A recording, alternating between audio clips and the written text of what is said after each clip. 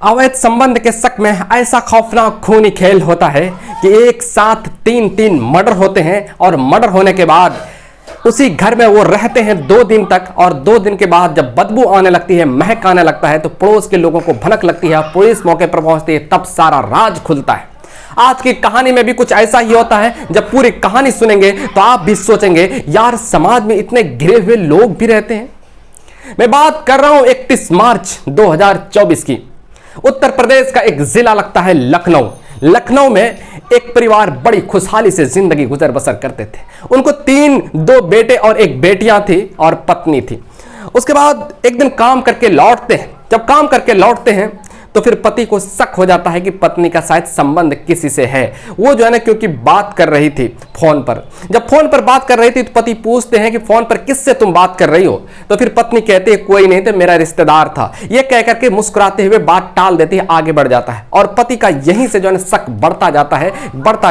और जब जब भी वो पति घर पे आते थे तो पति को लगता था कि पत्नी किसी से शायद बात करती है, कोई ऐसा प्रेमी है जिसका इसका अवैध संबंध इससे चलता है, इसका चक्कर चलता है।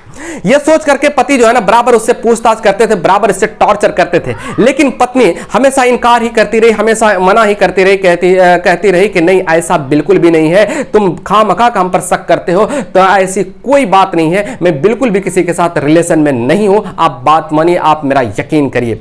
लेकिन इत्तेफाक ऐसा होता था, जब जब पति आते थे तब तब उसका मोबाइल फोन पर ही बिजी वो रहती थी। इसलिए जब जाते थे तो पत्नी जो है ना बात नहीं करती थी। जब आते थे तो उसी वक्त इत्तेफाक देखिए वो जो है ना पत्नी जो है ना फोन पर बात करते थे। इससे धीरे धीरे पति का शक जो है ना बढ़ता चला गया।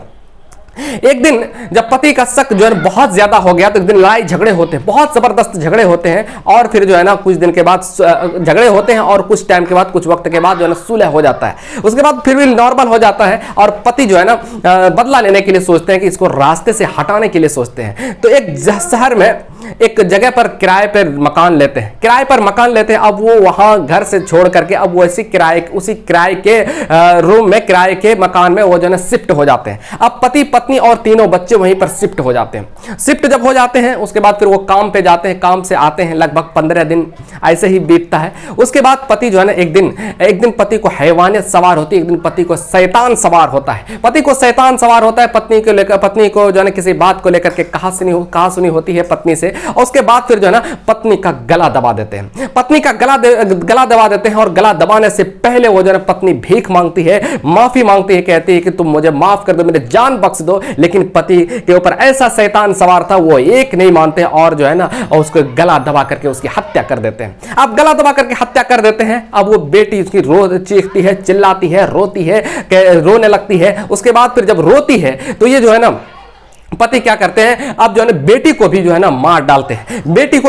अब दूसरे बच्चे को जो है ना, दूसरे बच्चे भी रोते हैं, बिलखते हैं, कहते हैं पापा बख्श दीजिए। लेकिन वो जो है उस बेटी को भी मार देते हैं और एक छोटी बेटी जो थी उसको भी मार देते हैं। यानी कि 3 बेटी और 1 पत्नी को जो है ना मार करके उसे घर में जो है ना घर में रख देते हैं। अब उसके बाद फिर जो है ना ताला लगा करके वो चले जाते हैं काम पर। अब काम करने के लिए चले जाते हैं और वहां से दूसरे दिन जब आते हैं तो फिर दूसरे दिन भी उसी लाश के साथ सोते हैं। उसके बाद फिर सवेरे चले जाते हैं काम पे, और काम से जब वहां आते हैं, काम से घर पे आते हैं, फिर दूसरे दिन भी, तीसरे दिन भी, यानी कि 2 दिन लाश के साथ सोते हैं। उसके बाद जब ताला लगा करके जब जाते हैं तो दुर्गंध आ रही थी। जब दुर्गंध आ रही थी तो पड़ोस के लोगों ने कहा कि दुर्गंध कहां से आ रही है। उसके बाद अगल बगल जाकर के जब देखते हैं तो दुर्गंध एक रूम से आ रही थी, एक कमरे से आ रही थी। उसके बाद फिर जो है मकान मालिक को सूचना देते हैं पड़ोसी कि आपके मकान से जो है ना दुर्गंध आ रहा है। उसके बाद फिर मकान मालिक भी पहुंचते हैं, मौके पर सूचना दी जाती है पुलिस को। पुलिस मौके पर पहुंचती है। पुलिस जब मौके पर पहुंचती है देखते ताला बंद है। ताला को तोड़ा जाता है। जब ताला को तोड़ा जाता है देखते 3 लाश और 1 मां की लाश, 3 बच्चे की लाश, 1 मां की लाश। उसके बाद फिर जो है ना चारों शवों को कब्जे में लेते हैं और कब्जे में लेने के बाद मकान मालिक के तहरीर पर, मकान मालिक के कहने पर जो है